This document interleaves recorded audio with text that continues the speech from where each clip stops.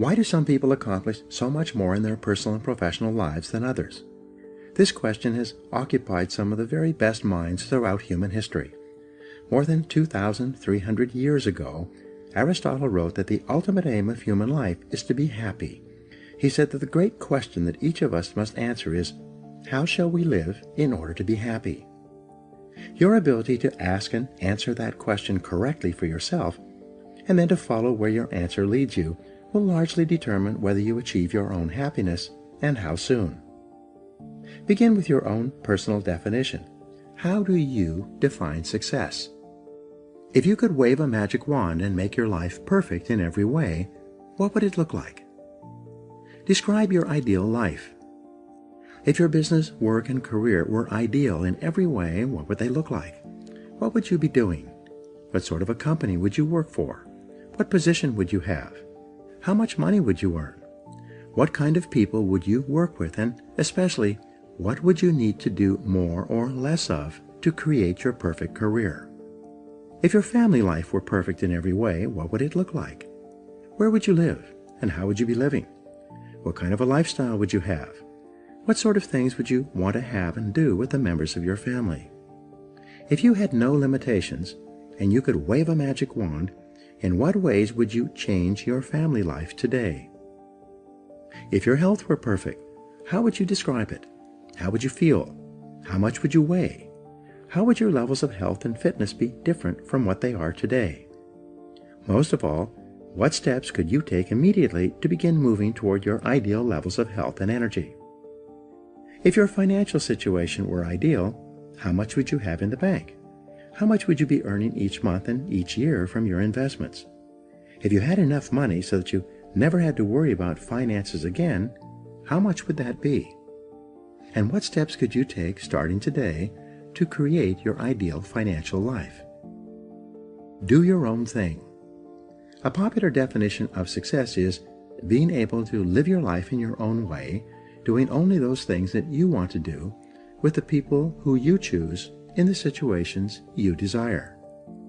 In each case, when you begin to define what success means to you, you can immediately see things that you should be doing more of or less of in order to begin creating your ideal life. And the biggest thing that holds you back from moving in the direction of your dreams is usually a lack of self-discipline and your favorite excuses. It's not that you don't know what to do, but rather that you don't have the discipline to make yourself do what you should do, whether you feel like it or not. Join the top 20%. In our society, the top 20% of people earn 80% of the money and enjoy 80% of the riches and rewards. This Pareto principle has been proven over and over again since it was first formulated in 1895 by Vilfredo Pareto. Your first goal in your career should be to get into the top 20% in your chosen field. In the 21st century, there's a premium on knowledge and skill. The more knowledge you acquire and the greater skill that you apply, the more competent and valuable you become.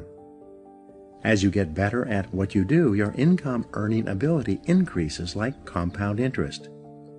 Unfortunately, the majority of people, the bottom 80%, make little or no effort to upgrade their skills.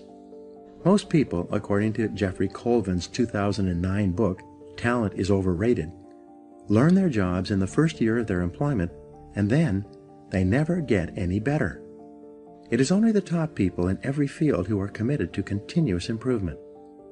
Because of this increasing disparity of productive ability, based on knowledge, skill, and hard work, the top 1% of people in America today control as much as 33% of the financial assets, starting with nothing. Interestingly, almost everyone starts out the same in life with little or nothing. Almost all fortunes in America and worldwide are first generation. This means that most individuals started with little or nothing and earn everything they own in their current lifetime. The wealthiest people in America are almost all first-generation multi-billionaires. This is the case with wealthy Americans such as Bill Gates, Warren Buffett, Larry Ellison, Michael Dell, and Paul Allen. Fully 80% of millionaires and multimillionaires started with little money, often penniless and sometimes deeply in debt, with few advantages, such as Sam Walton, who died worth more than $100 billion. Why have these people been able to achieve so much when so many have achieved so little? In their book, The Millionaire Next Door, Thomas Stanley and William Danko interviewed more than 500 millionaires and surveyed 11,000 more over a 25-year period. They asked them why they felt they had been able to achieve financial independence when most of the people around them who started at the same place were still struggling. Fully 85% of this new generation of millionaires replied by saying something like, "I didn't have a better education or more intelligence, but I was willing to work harder than anyone else." Hard work is the key. The indispensable requirement for hard work is self-discipline. Success is only possible when you can overcome the natural tendency to cut corners and take the easy way. Lasting success is only possible when you can discipline yourself to work hard for a long, long time. As I mentioned in the introduction, I started my own life with no money or advantages. For years, I worked at laboring jobs, at which I earned just enough to get from paycheck to paycheck. I stumbled into sales when I could no longer find a laboring job, where I spun my wheels for many months before I began asking that question: why is it that some people are more successful in selling than others? One day, a top salesman told me that the top 20% of salespeople earn 80% of the money. I had never heard that rule before. This meant that the bottom 80% of salespeople had to be satisfied with the remaining 20%, with what was left over after the top people had taken the lion's share. I decided then and there that I was going to be in the top 20%, and this decision changed my life. The great law. Then I learned the iron law of the universe, which made getting into the top 20% possible. It was the law of cause and effect, or sowing and reaping. This law says that for every effect there is a specific cause or series of causes. This law says that if you want to achieve success in any area, you must determine how success is achieved in that area, and then practice those skills and activities repeatedly until you achieve the same results. Here's the rule. If you do what other successful people do over and over again, nothing can stop you from eventually enjoying the same rewards that they do. But if you don't do what successful people do, nothing can help you. The law of sowing and reaping from the Old Testament is a variation of the law of cause and effect. It says that, "Whatsoever a man soweth, that also shall he reap." This law says that whatever you put in, you get out.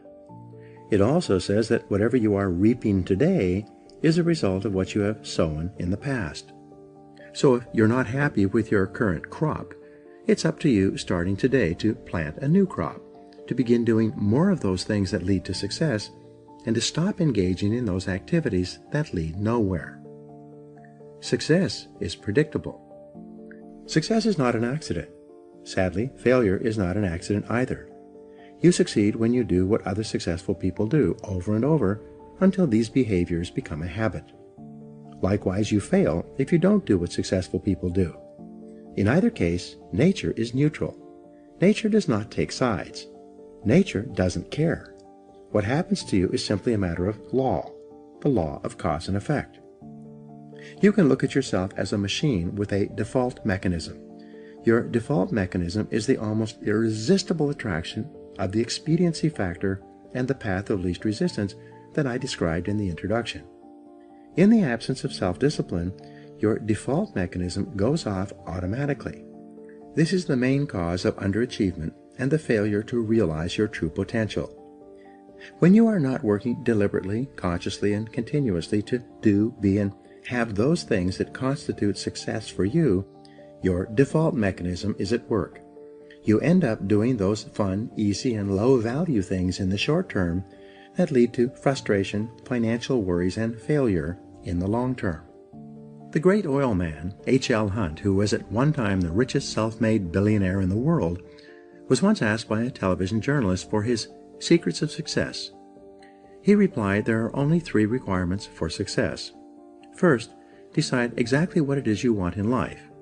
Second, determine the price that you're going to have to pay to get the things you want. And third, and this is most important, resolve to pay that price. One of the most important requirements for success, once you have decided what it is that you want, is the quality of willingness. Successful people are willing to pay the price, whatever it is and for as long as it takes, until they achieve the results they desire. Everyone wants to be successful. Everyone wants to be healthy, happy, thin, and rich. But most people are not willing to pay the price. Occasionally, they may be willing to pay part of the price, but they're not willing to pay the whole price. They always hold back. They always have some excuse or rationalization for not disciplining themselves to do everything that they need to do to achieve their goals. Pay the price.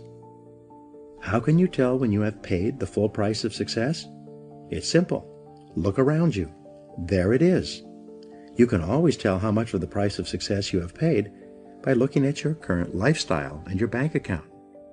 By the law of correspondence, your outer world will, like a mirror, always reflect the person you are and the price that you have paid on the inside. There's an interesting point about the price of success. It must always be paid in full and in advance. Success, however you define it, is not like a restaurant where you pay after you've enjoyed your meal. Instead, it's like a cafeteria, where you can choose whatever you want, but you must pay for it before you eat it. Motivational speaker Zig Ziglar says, "The elevator to success is out of order, but the stairs are always open." Learn from the experts. Kopmeyer, who I mentioned in the introduction, also told me that the second most important success principle after self-discipline is that you must learn from the experts. He said you will never live long enough to learn it all for yourself. If you want to be successful, your first job is to learn what you need to learn in order to achieve the success you desire. Learn from the experts. Read their books. Listen to their audio programs. Attend their seminars. Write to them or approach them directly and ask for advice. Sometimes one idea is all you need to change the direction of your life. Let me give you an example of what I mean. Some years ago, I was referred by a friend to an excellent dentist. I learned later that he had a superb reputation. He was called the dentist's dentist. He was the dentist that the other dentists went to when they needed excellent dental work. He told me that he attended every major dental conference that he could.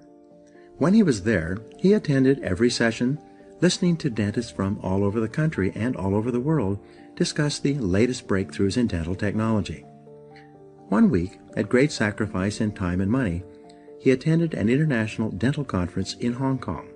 At that conference, he sat in on a session given by a Japanese dentist who had discovered a new technology in cosmetic surgery that improved the appearance of teeth and enabled people to look handsome or beautiful indefinitely. He returned to San Diego and immediately began using the new technique in his practice. Soon, he became excellent in this area and developed a national reputation. Within a couple of years, people were coming to him all over southwestern United States for this treatment. Because he had developed this expertise, he could raise his fees again and again. Eventually, he had made so much money that he was able to retire at the age of 55, financially independent and able to spend the rest of his life with his family, traveling and fulfilling his dreams. The point of this story is that by continually seeking out ideas and advice from other experts in his field, he came across a new technology that helped him become the leader in his field and saved him 10 years of hard work in order to achieve the same level of financial success. This could happen to you as well, but only if you become a lifelong student of your craft. Mental and physical fitness need to be ongoing. Achieving success is like achieving physical fitness. It is like bathing, brushing your teeth, and eating. It is something that you need to do continuously every day. Once you begin, you never stop until your life and career are over and you've achieved all the success you desire. Not long ago, I was giving a seminar in Seattle. Just before the break, I encouraged people to buy and listen to my audio programs on sales, time management, and personal success. At the break, several people came up to me to ask me questions about the seminar content. One salesman pushed his way forward and said loudly, "When you encourage people to buy your programs, you should tell them the whole truth." I asked, "How do you mean?" He went on to say, You are not telling the whole truth about your programs. You should tell people that they only work for a certain period of time, and then they stop working. Again, I asked him, "How do you mean?"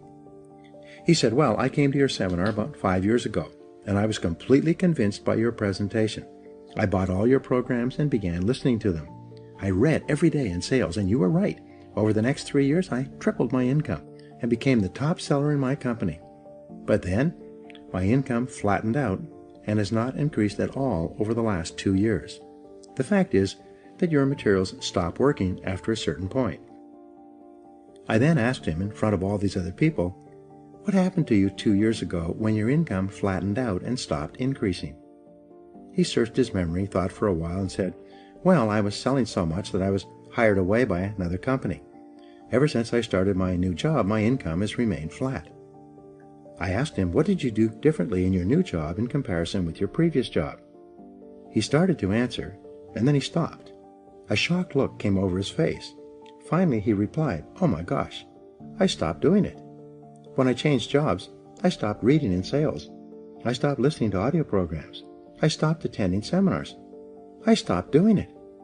He walked away, shaking his head, muttering to himself, "I stopped doing it. I stopped doing it. I stopped doing it." Becoming an expert in your field, continually upgrading your skills, which I will talk about in Chapter 5, is like physical fitness. If you stop exercising for any period of time, you don't maintain your fitness at the same level. You begin to decline. Your body and your muscles become softer and weaker. You lose your strength, flexibility, and stamina. In order to maintain them, you must keep working at them every day, every week, and every month. Become all you can be. There's an even more important reason for you to practice the self-discipline that leads onward and upward to the great successes that are possible for you. The practice of self-discipline enables you to change your character, to become a stronger and better person. The exercise of self-discipline has a powerful effect on your mind and emotions, developing you into a different person from the one that you would have been without self-discipline. Imagine yourself in a chemistry lab. You mix a series of chemicals in a Petri dish and put it over a Bunsen burner. The Bunsen burner heats the chemicals to the point at which they crystallize and become hardened. But once you've crystallized these chemicals using intense heat, they cannot be transformed back into liquid form. In the same way, your personality begins like a liquid, soft, fluid, and formless. But as you apply the heat of self-discipline, as you exert yourself to do what is hard and necessary, rather than what is fun and easy, your personality crystallizes and hardens at a higher level as well. The greatest benefit you enjoy from exerting self-discipline in the pursuit of your goals is that you become a different person. You become stronger and more resolute. You develop greater self-control and determination. You actually shape and strengthen your personality and transform yourself into a better person. The rule is that to become someone that you have never been before, you must do something that you have never done before. This means that to develop a superior character, you must exert ever higher levels of self-discipline and self-mastery on yourself. You must do the things that average people don't like to do. Another success principle is that to achieve something that you've never achieved before, you must learn and practice qualities and skills that you've never had before. By practicing self-discipline, you become a new person. You become better, stronger, and more clearly defined. You develop higher levels of self-esteem, self-respect, and personal pride. You move yourself up the ladder of human evolution and become a person of higher character and resolve. Success is its own reward. The wonderful thing about the achievement of success is that every step in that direction is rewarding in itself. Each step you take toward becoming a better person and accomplishing more than you ever have before makes you feel happier, more confident, and more fulfilled. You've heard it said that nothing succeeds like success. What this means is that the greatest reward of success is not the money you make, but rather the excellent person you become in the process of striving toward success and exerting self-discipline every time it's required. We're going to talk about what I consider to be one of the most important things I've ever found in life, which is the principle of excellence. And the fact is simply this: your true success in life begins only when you make the commitment to become excellent at what you do. So without that commitment, you'll always perform at low levels and you will never achieve your full potential. Every study of high-achieving men and women proves that greatness in life is only possible when you become outstanding at your chosen field. Dr. Shirley Blotnick of New York did a 20-year study into self-made millionaires, and what he found was that there were several key specific qualities that differentiated the millionaires from those who didn't make it. The first one was that they specialized. That very early in their careers, they made the decision to do something that they enjoyed doing. And as a result of doing something they enjoyed doing, they became very good at it. And becoming very good at it, they were eventually paid very well. They became totally absorbed in their work. As a matter of fact, they became so totally absorbed in what they were doing that they were not even aware that they became millionaires. In addition, they were not gamblers or risk takers. Once they earned the money, they invested it carefully and let it accumulate. One day they woke up and found that their net worths were over $1 million. Now this is very important. They held on to their money. They saved it. First of all, they chose a field they enjoyed. Second of all, they became good at it. Third of all, they were paid very well. And fourth of all, they held on to the money. They did not invest in get-rich-quick schemes. They did not try to double their money quickly. Where you started to get into something that you didn't know, that you hadn't specialized in, it was the surest way to lose everything that you had earned. Now, the famous Pareto principle says that 80% of your results will come from 20% of your activities. In sales especially, the rule says that 80% of the sales will come from 20% of the salespeople. In my experience, the top 20% in sales, and I've worked with thousands of the top salespeople in America, those top 20% are always people who have made a conscious decision to become excellent in the field of selling. Prudential Insurance Company did a study of their thousands of agents a few years ago and found out that the 80-20 rule held true over wide geographic areas. 80% of their sales were coming from 20% of their salespeople. Now, when they sat down and they looked at the figures and the statistics, they ran them through the computer and found that this worked out that the top 20% were earning on average 16 times that of the bottom 80%. So they decided to carry the study a little bit further, and they compared the average income of the top 20% of the top 20%, which is the top 4%, and they found that the average income of the top 4% was 32 times the average income of those in the bottom 80%. So they took the study a little bit further, and they took the top 20% of the top 20% of the top 20%, which is the top 0.8%, and they found that the top 0.8% were earning on average 54 times that of the average of the bottom 80%. Same product, same market, same price, same competition, and in each state there was at least one adult agent who was earning more than 50 other full-time adult agents.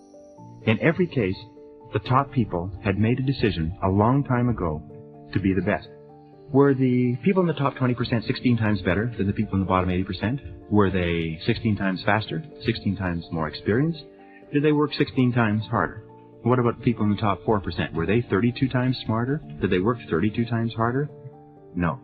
In every single case, the difference that translated into enormous differences in income was just slight marginal edges, slight tiny differences in competence. And that's all that it takes. The top 20% in every field are just a little tiny bit better in certain areas than the bottom 80%. Now remember this, the top 20% in every field prosper in good times and bad. Excellence is the key to lifelong economic security. If you make the decision to become excellent at what you do, you have lifelong economic security, that you don't have to worry about money. From then, you'll only then have to worry about how much you earn and, of course, how much taxes you pay.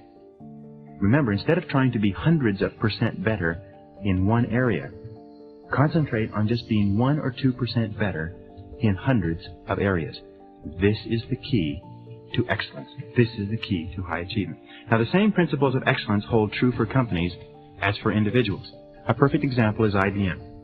Now, if you talk to IBM people, or if you look at IBM advertising, you'll find one point which has been made over and over for over 60 years. It's simply this, is that IBM means service. You know that if you buy a product from IBM, that you're going to get the best service in the world. And many people will pay far more for an IBM product that does exactly the same thing as another product because of the security that they have knowing if they buy from IBM, that IBM will take care of them. In other words, IBM has developed an area of excellence. The area of excellence is that nobody will compete with them on service. And that is the key perception in the minds of the millions of people who buy their products and sometimes pay more for their products throughout the world every year. Every single company has to have a competitive advantage that enables them to stand out from their competition. The market will always pay extra for quality. The chief enemies of excellence are satisfaction and complacency. Most people settle for mediocrity all their lives. They never even think about becoming excellent. Remember, you will never feel really happy and secure until you know you are excellent at something. I think much of the unhappiness in the world today is because people get up in the morning and look in the mirror, and the person who looks back at them isn't particularly good at anything. Now, it's not difficult to achieve excellence in your chosen field if you will do the following. Number one, make a decision right now, today, to commit yourself to becoming excellent at something. Set it as a top priority goal. Number two, remember you will only be able to achieve excellence doing something that you love to do, something you care about, something that interests you and holds your attention. A key responsibility of adult life is to find the right field for your unique gifts. Here are some questions. How would you describe your ideal job? If you could have any job in the world, what job would it be? How would you describe it? Imagine a billionaire was willing to give you any job that you wanted in the whole world. What would it be? Now, the purpose of these questions is to stimulate your thinking. Remember, you can have or be or do almost anything you want in life if you can decide what it is. And one of the things that you have to decide is what is going to be your area of excellence. You see, if you can find what you love to do, you'll almost invariably find that you will love to do something that you're good at. And if you can find what you love to do and what you're good at and what you care about and what interests you, you'll get one of the greatest bursts of joy and satisfaction in the world. Your work will become your play.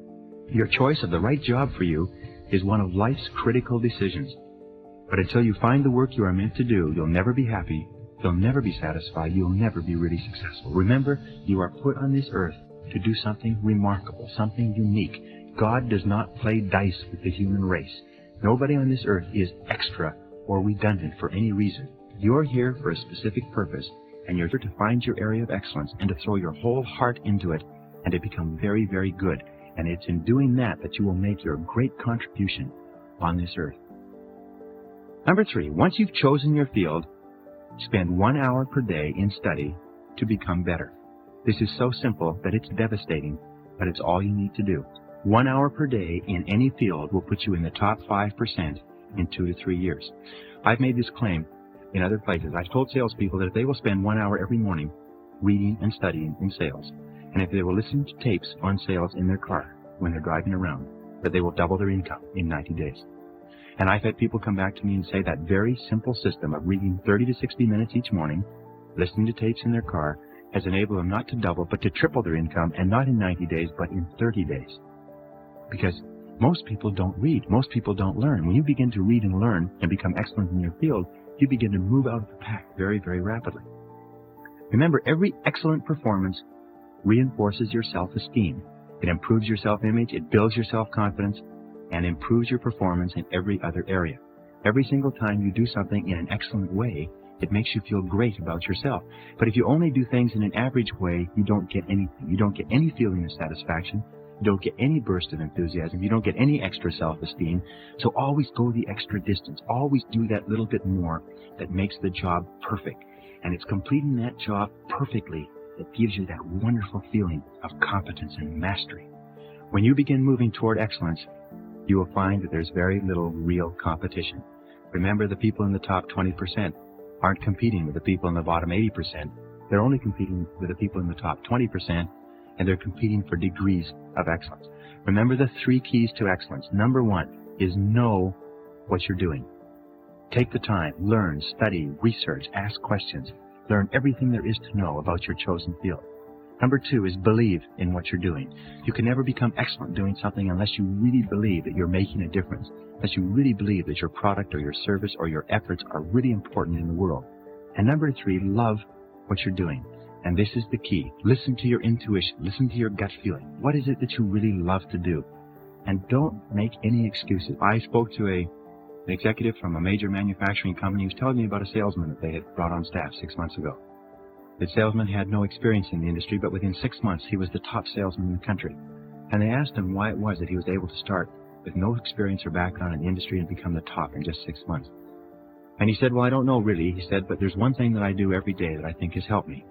And he said, every day when I get in the car for the first 10 or 15 minutes, as I'm driving to my first appointment, I say over and over again, I'm the best, I'm the best, I'm the best, I'm the best. And I found that if you say over and over again, I'm the best, I'm the best, I'm the best, I'm the best, repeat it over and over again, it drives it down into the subconscious mind and it causes you to perform better than sometimes you can imagine. So make the decision, visualize, affirm, repeat over and over again. Visualize, see yourself as the very best in your field, and think about how you would look, what you would be, what qualities and attributes you would have, who you'd be working with, how you would dress, how you would walk, and so on. If you'll do that, there's nothing that can stop you from going to the top in your field. Do something every day to improve. Study your performance. Review and reflect on what you're doing and what you would do differently. And number 2, ask yourself, what would I do differently? How could I improve it next time? You see, if you review what you did right, and if you think about what you would do differently, as you review and reiterate these points, you drive them into the subconscious.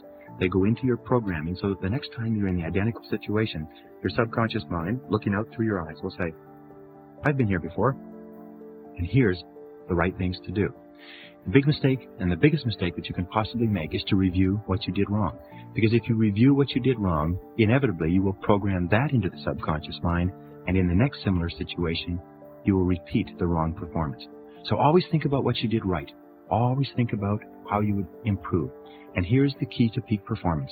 And this comes from the research into peak performance. Prior to every important experience or situation, take a few minutes to recall your previous excellent performance. Seek out advice from other people who are good at their work. Ask the top people in your field. Ask them for recommendations on books, tapes, and courses. So seek out winners in your field, and you'll be astonished. Winners will always help other people win. Winners will always give you advice and tell you what books to read and what tapes to listen to. So seek out the very best people in your field and say, I want to be good like you. What can I do? What can I change? How can I improve? What can I read? And they'll give you the advice. And then finally, never even consider the possibility of not achieving your goal of excellence. If anyone else has done it, so can you. And I'm not saying that to achieve excellence is easy. It's very difficult. It requires tremendous self-discipline. It requires tremendous work on yourself. It requires hours and hours of arduous effort late at night instead of watching television or having fun. It requires a tremendous commitment. But every single step that you make on the road to excellence and every single excellent performance that follows will build your self-esteem, make you feel terrific about yourself. It'll increase your income. It'll enhance your self-image and improve the overall quality of every area of your life. Commit yourself to excellence and get on that road to excellence and never stop until you achieve it. And one final point on excellence, remember that excellence is a journey. It is not a destination. That you never arrive at excellence. That the better you get, the more you realize how much more you can still improve. So you'll never arrive on it. Get onto that road and stay on that journey to excellence and stay on it for the rest of your career. You are put in this world to do something wonderful with your life. There has never been and will never be anyone just like you. You are unique in all of human history. Your special combination of talents, abilities, emotions, ideas, attitudes, and philosophy makes you separate and distinct from all other beings who will ever live. You have extraordinary potentials of talent and ability that you habitually fail to use. One of the most important questions you ever ask and answer is this: what kind of a difference do I want to make with my life? What do you want to be famous for? How do you want people to think about you and talk about you when you're gone? What kind of a mark do you want to leave on the world? What do you want to do that will benefit and improve the lives of other people while you are here on this earth and afterwards? In his writings, Peter Drucker tells about a high school teacher who advised his students to begin thinking of the legacy that they wanted to leave when they passed on. Even though they were only in their late teens, it turned out that a few of them had taken that message to heart and had already begun thinking of leaving a legacy when they started their careers. Each of those students, he found, had reached far higher levels of success in their careers than had the other students who had not given the idea of leaving a legacy very much thought. and self-respect. They were more serious and self-confident. The thought of leaving a legacy had influenced their thinking and affected their decision-making for several years.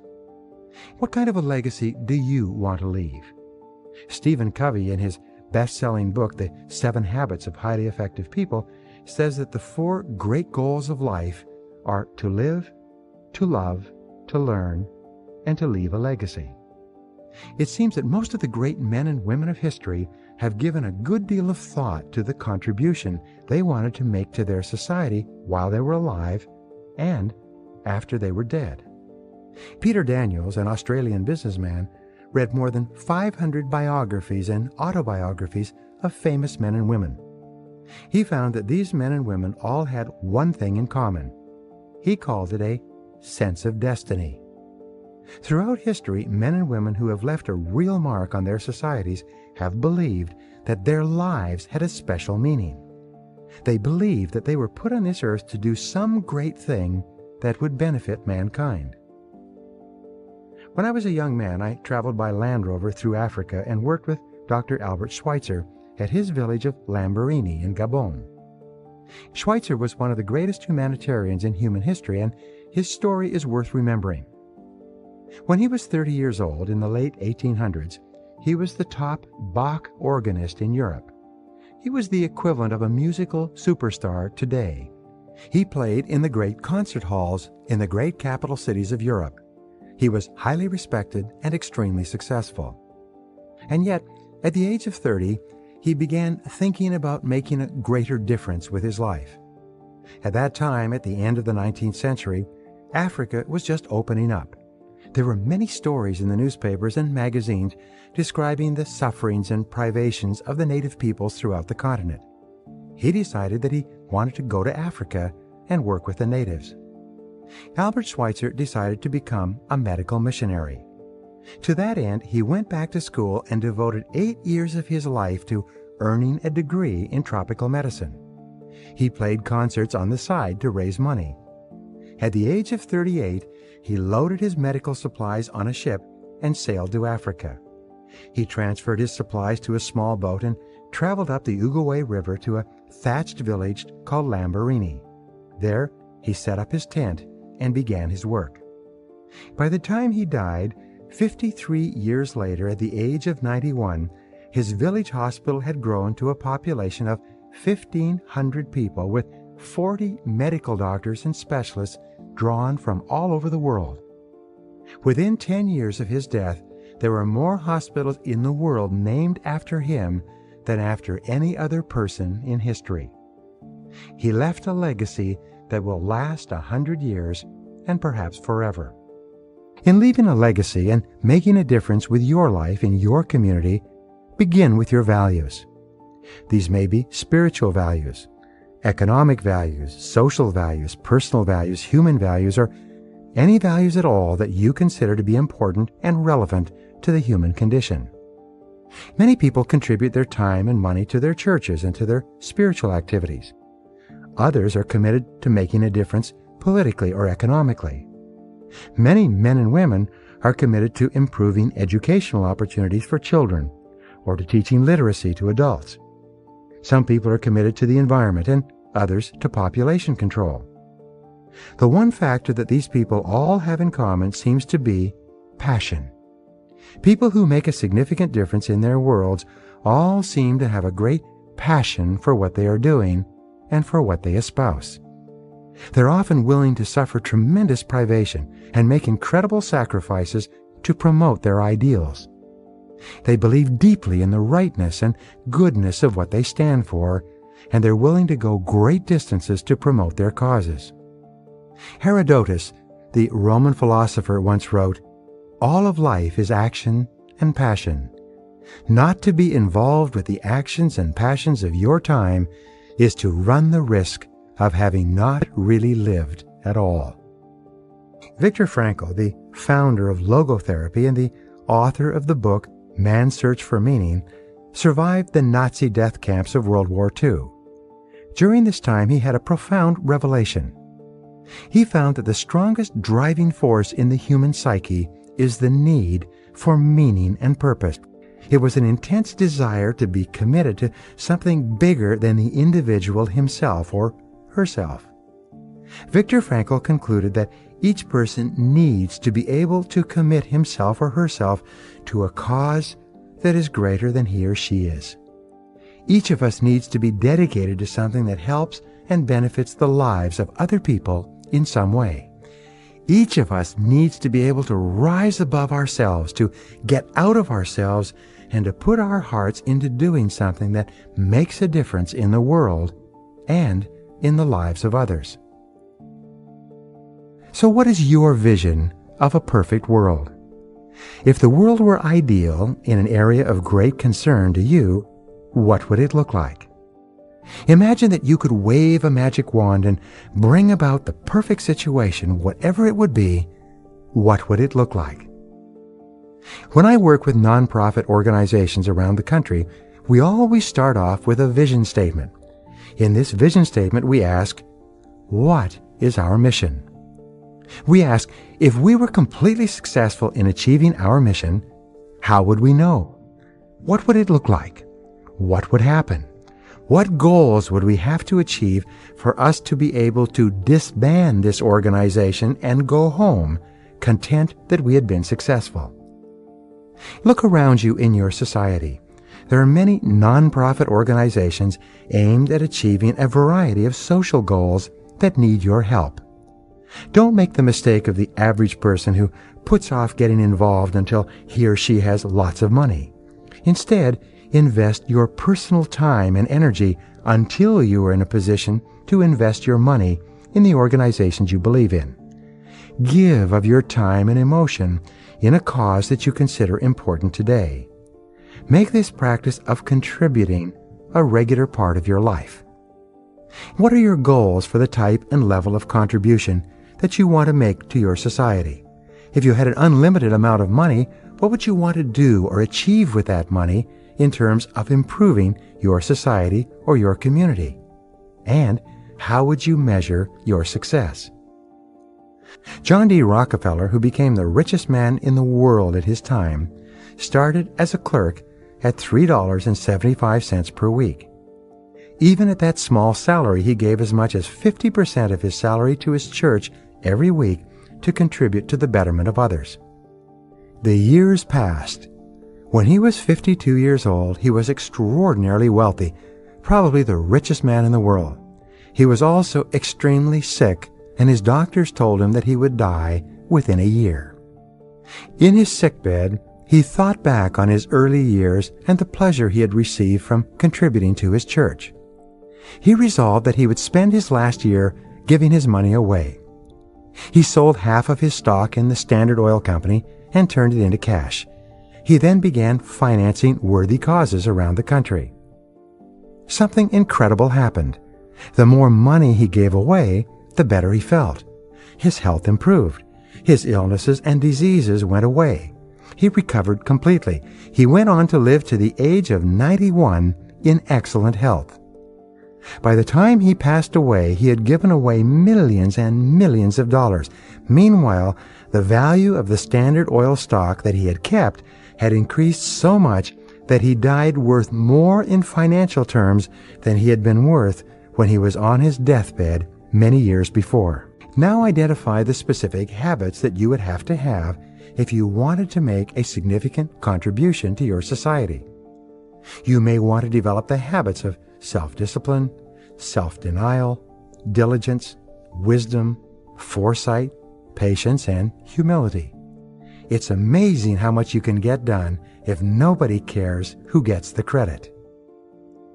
What are the daily activities that you would engage in if you wanted to make a contribution to worthy causes? What would you do regularly to assure that you were making a genuine difference in the quality of your community? Would you be attending meetings, making telephone calls, writing letters, serving on church or community boards or committees? There's a rule that says, the more you give of yourself without expectation of reward, the more are the rewards that will come back to you from the most unexpected sources. When you dedicate yourself to serving others, to assisting in a cause that is greater than yourself, you receive profound emotional and spiritual benefits that can be vastly greater and more important than any material rewards you could imagine. One of the great secrets of success is for you to always do what you love to do. It is for you to find something that fascinates you and attracts you. It is for you to then put your whole heart into doing whatever that is extremely well. When you find a cause that you really care about, and you begin putting your whole heart into that cause, into making a difference in your society and your community, you feel terrific about yourself. You feel happy and fulfilled inside. You feel important and valuable to yourself and to your world. You unlock more and more of your potential and become more and more of what you are truly meant to be. You move into a position of true leadership. Decide today to make a specific action commitment to do something that makes a difference. It may be something as simple as making a financial contribution to an organization or cause that you believe in. It may be phoning an individual or organization and volunteering your services. It may be setting a goal to do something that can have a profound impact on people in the years ahead. But whatever it is, do it now.